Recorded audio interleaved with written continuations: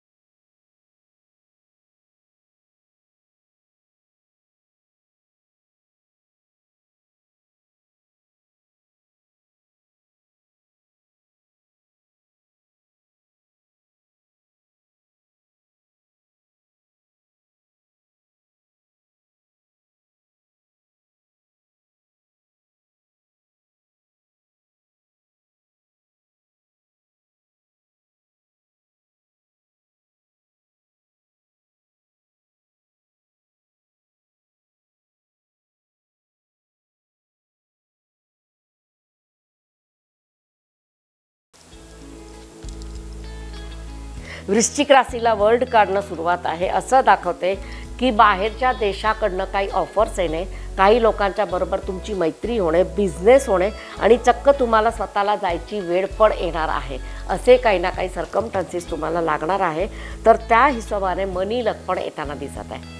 म्हणजे दोन्हीकडनं पॉझिटिव्ह आहे, आपल्या घरामध्ये काही ना काही चांगलं होणार आहे। वृश्चिक राशीच्या लोकांना एक सूचना आहे, सगळं काम डोक्यावरती घेण्यापेक्षा थोडं काम बाजूला वाटून टाका, काही लोकांना स्प्रेड करून टाका आणि तुम्हाला तुमचं मत मांडायला हरकत नाही आहे। अचानक मोठे बदल घरामध्ये संभवतात। कसा प्रकारे? आरोग्यामध्ये काही लोकांचा सुधार होणार आहे। प्रेग्नंट लेडीला एखादा मुलग्याचं गोड स्वप्न पूर्ण होणार आहे। ज्या लोकांना मुलं राहत नाही त्या लोकांना मुलं राहण्याची प्रक्रिया चालू होणार आहे आणि पैशाचा ओझ चारी दिशेनं कुठं ना कुठून तुम्हाला सुरुवात होणार आहे। मग घरची प्रत्येक व्यक्तीला काही ना काही पैसे मिळण्याची सुरुवात आहे। ऑनलाईन पण काही लोक कमवणार आहे।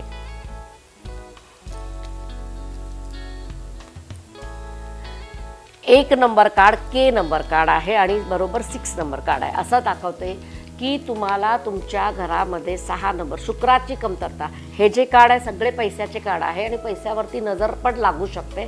त्यामुळे होलिका दहनमध्ये तुम्ही तुमच्या घरातनं जे काही नैवेद्य बनवता त्याच्यामध्ये मिठायुक्त पेढा म्हणजे कंदी पेढा आपण ज्याला म्हणतो किंवा घरी बनवलेलं एखादं लाडू जर त्याच्यामध्ये अर्पण केलं पिवळं आणि त्याच्यामध्ये केशर असेल तर तुम्हाला खूप चांगलं पडेल. आणि वृश्चिक राशीच्या लोकांनी थोडंसं केशरयुक्त भोजनचं सेवन या आठवड्याभरमध्ये केलं तर तुमचा औरा पण क्लीन होणार, लोकांची नजर पण नाही लागणार आणि तुम्हाला धनलाभ पण होणार आहे. धनुराशी.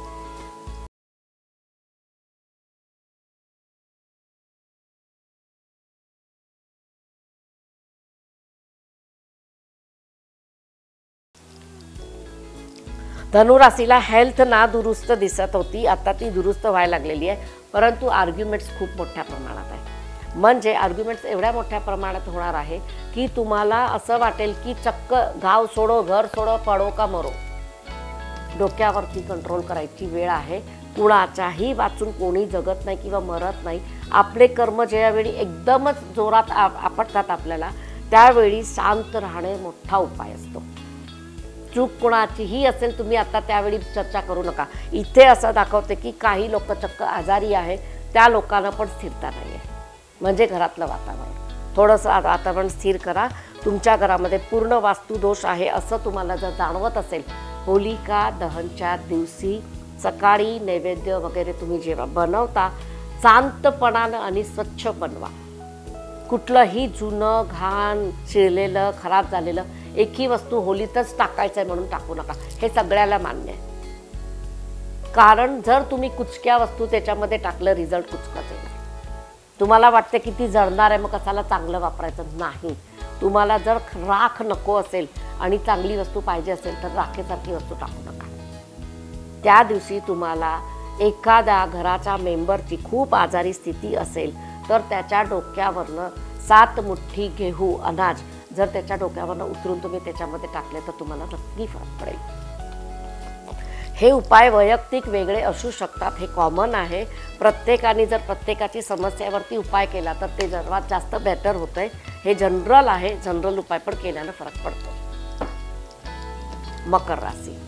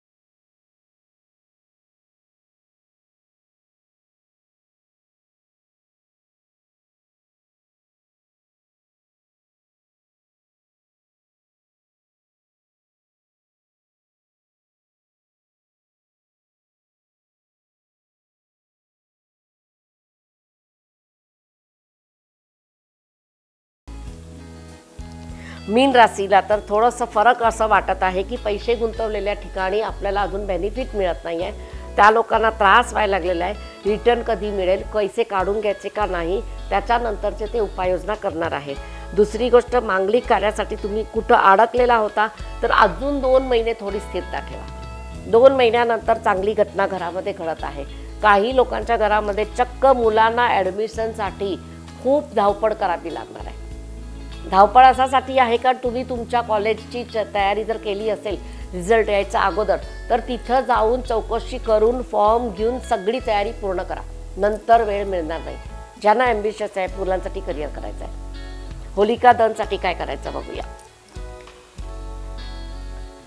36 नंबरचा आकडा आहे, क्रॉस चिन्ह आहे, म्हणजे प्रत्येक कामामध्ये अडथळा, क्रॉसिंग, कोणी तुम्हाला ऐकत नसेल, तुमच्या जजमेंट घेत नसेल, तुमच्या विरोधात जात असेल, शत्रू शांत करायचे असेल, तर मीन राशीच्या लोकांनी स्वतःच्या घरामध्ये अखंड दिवा त्या दिवशी लावायचा आहे। दिव्यामध्ये लविंग 21 किंवा 22 टाका, 4 नंबर यायला पाहिजे, आणि त्याच्यानंतर ती जळलेली लविंग सकाळची त्या मंदिरमध्ये जे दिव्यामध्ये होती ती सगळी होळीमध्ये अर्पण करून टाका, म्हणजे घरातली निगेटिव्हिटी, धनाची कमतरता, शत्रूची शांतता नक्की होणार। आणि दिवसभरामध्ये 5 मिरीचे दाणे तुम्ही तुमच्या तोंडामध्ये किंवा काही पदार्थामध्ये कुटून खाल्ले तरीही चालेल, किंवा खिशामध्ये घेऊन फिरा। एवढे उपाय कॉमनली आहे, तुम्ही सगळ्यांनी 1-2 उपाय करू शकता, त्याच्यातनं फायदा नक्की होणार। हे होतं 12 राशीचं भविष्य। आता आपण बघूया वाढदिवसाची माहिती। वाढदिवसाच्या माहितीमध्ये आता तुम्हाला या वर्षभरामध्ये ज्यांचा वाढदिवस आहे बघूया तुमचा आठवडा कसा जाणार आहे। मून कार्डनं सुरुवात आहे, असं कार्ड म्हणते की तुम्हाला आता तुमची परिस्थिती बदलायची असेल तर अभ्यास करायची गरज आहे। व्यवस्थित तुम्हाला करिअरची चाचणी करायची आहे आणि कुठे करिअर करायचं हे ठरवायचं आहे। आणि दुसरी गोष्ट, घरामध्ये वास्तूचे प्रश्न तर सुटणार नाही आहे या वर्षभरामध्ये, पण ज्यांनी इन्व्हेस्टमेंट केली आहे त्यांना थोडंसं पैशाचं रिटर्न कमी मिळताना दिसत आहे, म्हणजे गुंतवणूक तुम्हाला फायदेशीर होणार की नाही ह्याची खात्री केल्याशिवाय गुंतवणूक करू नका। आणि काही लोकांच्या घरामध्ये असं दाखवत आहे की फ्रस्ट्रेशन खूप वाढलेलं आहे, त्याला ब्रेक करायचा असेल तर धार्मिक होणं गरजेचं आहे। घरामध्ये जनावरं तुमची जास्त झाली असेल, तुम्ही फार त्यांच्या संपर्कात येत असाल आणि त्यांचा सहवास तुम्हाला जास्त आवडत असेल तर नेगेटिव्ह एनर्जी पण तुम्ही थोडी क्रिएट करता। जशाच तसं जेवढ्याच तेवढं ठेवा, मर्यादेमध्ये राहा, वर्षभरामध्ये काय होणार नाही। इथं जनावरापासून पण धोका दाखवतो, एखादा आजार, एखादा वेळा त्यांचं बाईट करणं, एखाद्या वेळा तुम्हाला त्यांच्या स्पर्शामुळे किंवा नखामुळे आजार होऊ शकतो रक्तात मिसळल्यानंतर, तर थोडी केअरफुल राहा। उपाय तुम्हाला पण काय करायचं बघूया। 27 नंबर, 9 नंबर, 9 नंबरची एनर्जी मंगळाची एनर्जी असं दाखवते की तुम्हाला होलिका दहनमध्ये थोडंसं गुळयुक्त पदार्थ किंवा पुरणपोळी जे तुम्ही नैवेद्य करता त्याच्यामध्ये थोडी बडीशोप घालून किंवा थोडेसे तीळ घालून जर केली तर त्याचा फायदा तुम्हाला नवीन ग्रहाचा होणार आणि तुम्हाला तुमच्या घरामध्ये वर्षभरासाठी शांतता मिळेल। पण हे उपाय ज्यांचा वाढदिवस आहे त्यांनी स्वतः करायची गरज आहे। पॉझिटिव्ह टिप्स मी आपल्याला सगळ्यांच्या राशीबरोबरच देऊन टाकलेलं आहे, त्यामुळे आता वेगळं काय सांगत नाही, नुसतं एकच टिप देते की आता होलिका दहन जे आपण करणार त्याची जी राख होणार आहे, दुसऱ्या दिवशी सकाळी पहाटे लवकर जाऊन थोडीशी राख तुम्ही ते तुमच्या घरामध्ये आणा, त्याच्यामध्ये थोडी लविंग आणि थोडी पिवळी मोहरी घालून एखाद्या काचेच्या बाटलीमध्ये भरून ईशान्य किंवा पूर्व कोपऱ्याला ठेवली तर वर्षभरामध्ये तुमच्या घरामध्ये बाधा होणार नाही। आणि जर असं काही वाटत असेल एखादी व्यक्ती बाधित झाली आहे किंवा फार चिडचिड करत आहे तर ती होलिका दहनची राखेनं त्याला रात्री झोपताना एक तिलक केलं तरी पण तुमच्या घरातनं त्या माणसातनं किंवा त्या व्यक्तीतनं नेगेटिव्ह एनर्जी निघून जाते। तर एवढे उपाय जर तुम्हाला करायचे झाले तर व्यवस्थित उपाय केले तर तुम्हाला नुकसान होणार नाही आहे। आणि प्रतीक्षा करा केकताची कार्यक्रम टॅरोबाणीमध्ये। नमस्कार।